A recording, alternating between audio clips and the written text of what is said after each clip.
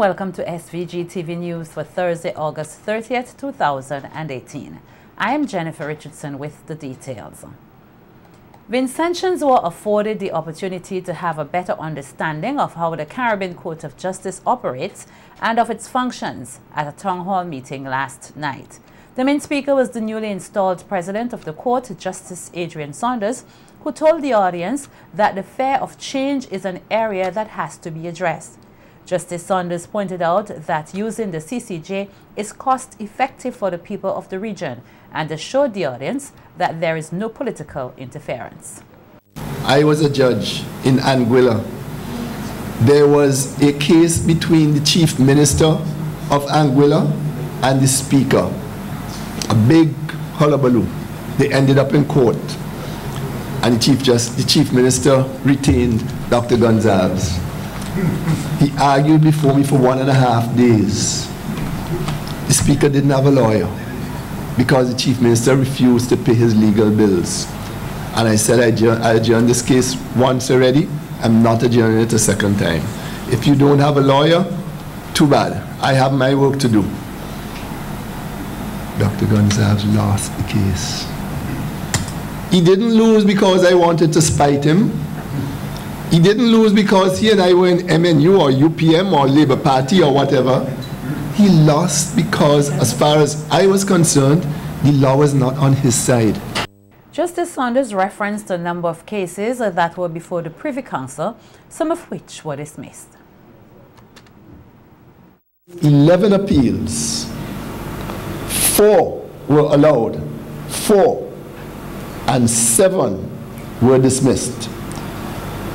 In 7 out of the 11 cases, the Privy Council said the local Court of Appeal had done the right thing and there is no reason to disturb their judgment.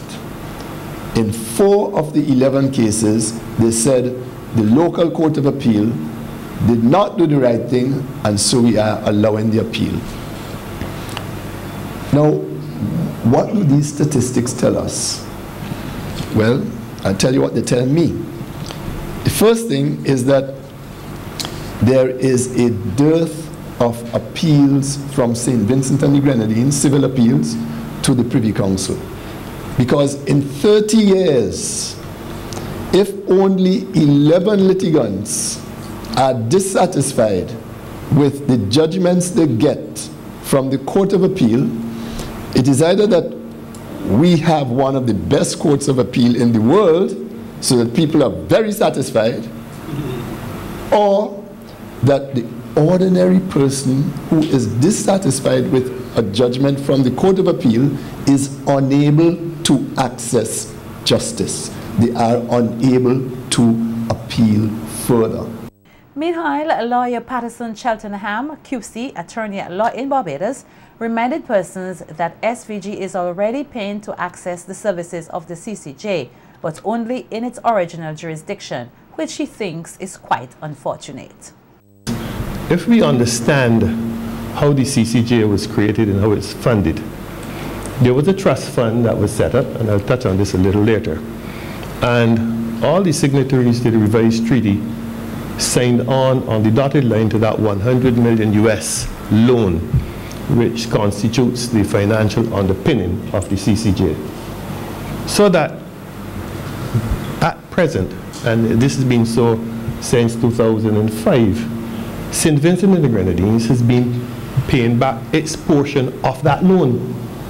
The only part of the CCJ's jurisdiction to which you accede is the original jurisdiction. So you are paying also for the appellate, but not using it.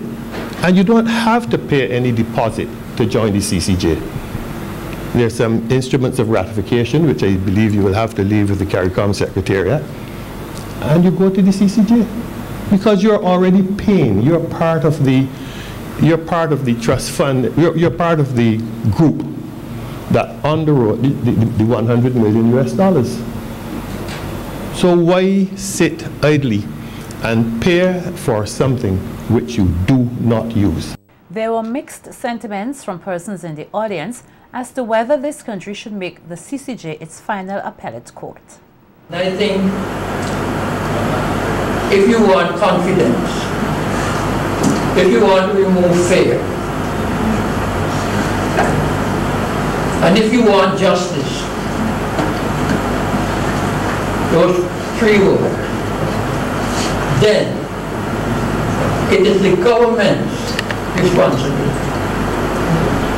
not for Justice Sunday to make the case.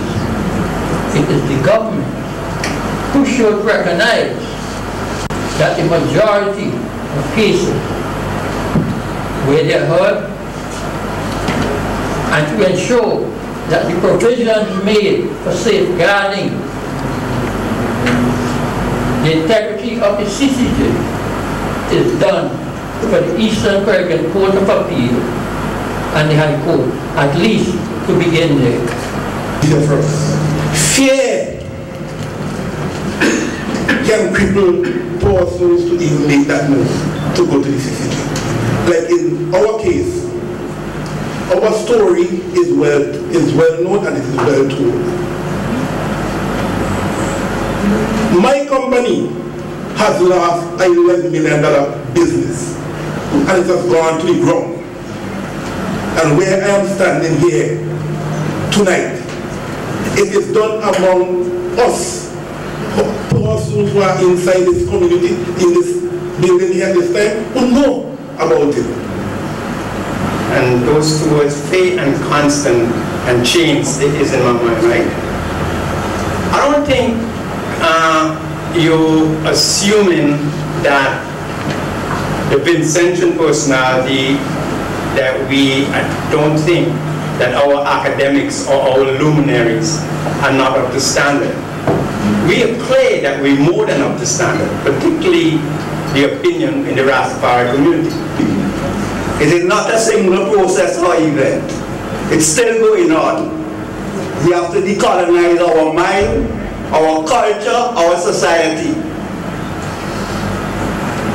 I'm very hard on this one because the judiciary, the Supreme Court, and the Anglo-speaking Caribbean cannot be located in London. We're supposed to alter that, past that stage. The Supreme Court is supposed to be passive. The pass. And if this consultation is to mean anything, I would suggest that we not look at the CCJ as an element. By virtue of you saying it's an element of suggestion, it means that the law or the legal development is not the only element of progression. There's the economic and other issues, and we in St. Vincent and the Grenadines cannot boast an economic progression. The town hall meeting was organized by the local bar association and the CCJ as part of a public education process. To date, 4 countries of the region have acceded to the CCJ in its appellate jurisdiction. The New Democratic Party is again calling on the government to take swift action to address the problem of crime in SVG. The party plans to draw attention to this issue at a walk next week Saturday with the hope that their voices are heard. Leader of the NDP, Dr. Godwin Friday, told SVG-TV News today that their conclusion is that the government is not treating crime as a major problem and has therefore not outlined any crime-fighting solutions. Vitally important the people of this country understand that we are going through a crisis with respect to crime. The people know that, but the government needs to understand it, and that the economic situation in this country is not a matter that we have to accept as just simply something that is just a matter of course. It's a matter of policy, and the government, their policies have led to a situation where we have a high unemployment rate in the country, poor economic conditions in the country, and we have a situation where we have a crime crisis in this country. Dr. Friday identified unemployment as the main contributing factor to crime in SVG, and when asked whether the deterioration of morals and values in society also contribute, he had this to say. And this is where we, way back when we first were in opposition, we introduced something called the Social and Spiritual Redemption Charter, which was highlighting a lot of these moral issues to try to build character and a positive attitude in young people to try and bring these social organizations, the various clubs that cater to young people, you know, Girl Guides and Scouts and Pathfinders, cadets and all those things, that you invest in the young people, giving them a positive attitude. Even for those who are not employed, if they're involved in part of a positive organization, it tends to shape their attitude towards what they want to do in life. And so we promoted those things, but we never got anywhere with it because, again, as I said, the government, they said that they know what the solutions are and they weren't listening to us. This matter was never properly debated in the Parliament, and none of the issues that we raised were ever taken up by them. Dr. Friday said his party is willing to work with the government on tackling crime holistically for the benefit of all Vincentians. Of having the community involved, we have said that we and the opposition, that we will play a constructive role in this issue. But the present government, you know, they seem to think that when they were in opposition, that this is an issue that they could handle when they're in government. They said that they would be tough on the crime and the causes of crime and simplify the issue. And so they're not listening to us because obviously they feel that they have all of the solutions. So I call on the government then to make good on their promises to deal with crime and the causes of crime in St. Vincent and the Grenadines. They said that they had the answers when they're in opposition. They're in government, they have now not just the answers, but they have the tools. So then they should show, first of all, they acknowledge they have a problem, that the indifference and aloofness that the government, especially the Minister of National Security and Prime Minister, is showing on the issue, that this is a thing of the past, that they show that people's concerns are real and that they intend to address it. The party will walk from Fitzhugh to Kingstown next week, Saturday the 8th September, and the following Saturday the 15th September from Georgetown to Kingstown. Police Commissioner Colin John says the men and women of the constabulary view the crime situation here as a serious problem and will continue to employ all means necessary to address it. The police chief was speaking earlier this week on Boom FM, where he shared information on a crime-fighting strategy discussed among senior ranks and which was to go to the rank and file for their input.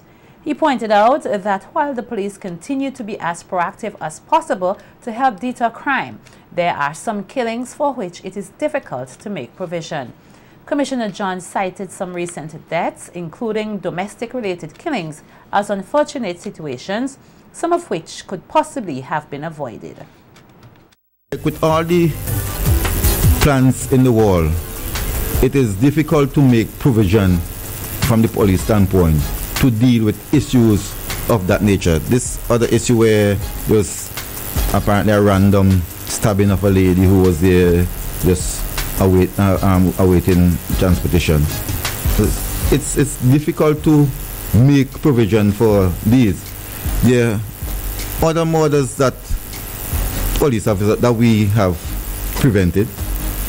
As I said before, you do not get a lot of points for prevention.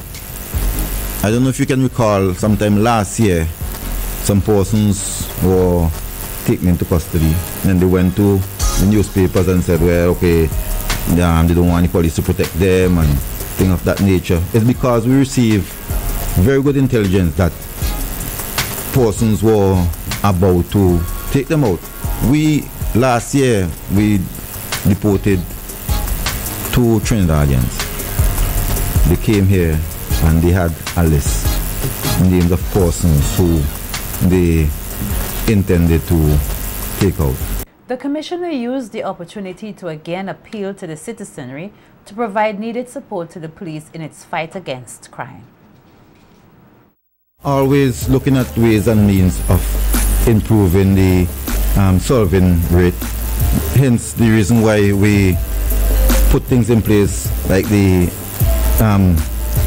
witness protection measures, the legislation in place for the giving of evidence via different means, election, so that you can feel comfortable, witnesses can feel comfortable coming forward. The police, we cannot be everywhere at every time. We depend on the public, we depend on persons with information to assist us in solving the crime and in making St. Vincent and the Grenadines a safer place for the citizens and visitors. So from time to time we have persons who would come and give us information, and we're really grateful to them. We are trying to enhance the witness, getting informants, more informants coming forward, and in a lot of the cases, these information are very helpful. Members of the public were today able to learn more about issues surrounding mental health as a team from the Mental Health Rehabilitation Center conducted an exhibition at the Levi Latham Health Center in Mesopotamia. Counselor at the Mental Health Rehabilitation Center, Roselle Solomon, said given the theme mental health is a shared responsibility, it was necessary to arm the public with information on the care of patients and the responsibility of the public. We are here to sensitize the public with regards to mental health, mental wellness, and the issues that surround mental health. So today we are here engaging with the public to get their views on mental health. We're here to give them information, signs and symptoms, self-care tips. We've been speaking with the public, we've been speaking with children, just to talk to them about drugs and the effects of it. What we have here also, we have depression and anxiety screening tools to help persons with their own personal situations. Also, we have arts and craft, which showcases the talents of our patients at Mental Health Center. Talent is in abundance, and again, as we move through St. Vincent and the Grenadines, we're encouraging the public to come forward, engage with us, give us your thoughts so that we'll be able to make programs, develop programs in order to help not just our patients in at Mental Health Center, but those who are outpatients, and also to help family members and community to support those who we wish to help. Thank you. Odelia Thomas, who is also a counselor, said she was pleased with the turnout of the public, many of whom showed deep interest in the work done by persons at the Mental Health Center. So the day has been going good so far. We've had participation from the children right up to our seniors. We've had quite a few people come by, sit with us, talk with us, share their experiences, ask questions, especially our young people. They had a lot of questions. We have a chart showing the various types of drugs and illegal substances that can be used, that are used by our young people. So we're able to engage them in conversations about how these drugs can affect their mental health and what they can do to maintain good mental health. So it's been going good so far, and we're thankful that the people of Mespo have been participating, and we wish that this will continue in other communities. Staff nurse at the Mental Health Rehabilitation Center, Paulina Robinson-Mays, said the exhibition was also an opportunity to address through education the stigma associated with mental health issues. So we're having this health fair today so that the public can come out and see what mental illness, what mental health is. It's not something to be afraid of or to shun. We want persons to get rid of the belief that, you know, mental health and mental illness is something to stay away from. Come in, hear what we have to say, share your views with us, and be a part of the societies going forward. Mental illness is not something to be shunned, as I said, and there is no good health without good mental health. The police are claiming some success with their new initiative against noise pollution in motor vehicles. Inspector Henry Providence says the traffic branch was able to successfully charge a man for having excessive noise coming from his vehicle yesterday, as the department for the first time used provisions of the Noise Act. Gaston Brown was fined $500 for the offense. Providence said the department is energized by the success of the case, noting that motorists are taking heed. Well, good that Kingston is quiet, and Kingston is indeed quiet now. And as I say, we intend to keep it that way because we know recognize school reopens on Monday, and that is where the challenge is going to really start when the school children are back out. It's a very busy time, and we want to see how the omnibus will be operating as of Monday. But again, I want the general public to give them the assurance that we are ready, and we know what is going to happen come Monday. It's a busy time, and we are ready and prepared to deal with the situation whatsoever comes up as of Monday coming. The whole situation with this using musical instruments, yes, we have had some success as we started our campaign about a week or so ago. Number of persons, over 25 persons has already been ticketed for using musical instrument in their motor vehicle. So we are making some progress. We recognize there are still some challenges, and we will be moving forward, not just to Kingston, but we want to move forward into the out district, because we recognize, and the public has been so cooperative with us that they have been giving us the information what has been happening, and we're really grateful for that. So we intend to move into the out district. Inspector Providence said the department will be spreading its net outside of Kingstown as it continues to crack down on vehicle noise pollution. I said we will be moving into the outskirts, so expect to see the police in this district, and want to commend those who have called so far and give us information as it relates to what is happening in the out district. And I really want to implore as well the police in the out district to come on board with us. You know, it is not something that this department alone can really deal with, and we need the assistance of not just the public, but also the assistance of the out district police to come on board with us to ensure that this situation is brought to some level of understanding. Because the thing is this, it is in the out district that we have a number of complaints, especially at 1 and 2 o'clock in the morning. These are the reports that we are getting from the out district, and the police in the out district needs to really come on board with us. And now that we have had this conviction in the court, we can all move forward together and ensure that St. Vincent and Grenadine become a very peaceful place in regards to the noise level that is emitting from some of these vehicles. The Veteran Traffic Corps gave motorists the assurance that the traffic branch will use the provisions of the Traffic Act to target those who defy the regulations. The Noise Act, well, not the Noise Act, but the Traffic Act specifies about using musical instrument, and that you must have written permission. But again, the police has a discretion in this matter. So for persons who might be wondering and saying that you have to have a permission to be driving on one morning with your vehicle playing, listen to 7.5 or listen to the radio station and listen to news and so forth, the police is not going to really target those persons who are playing the music within the confines of the vehicle for their own hearing.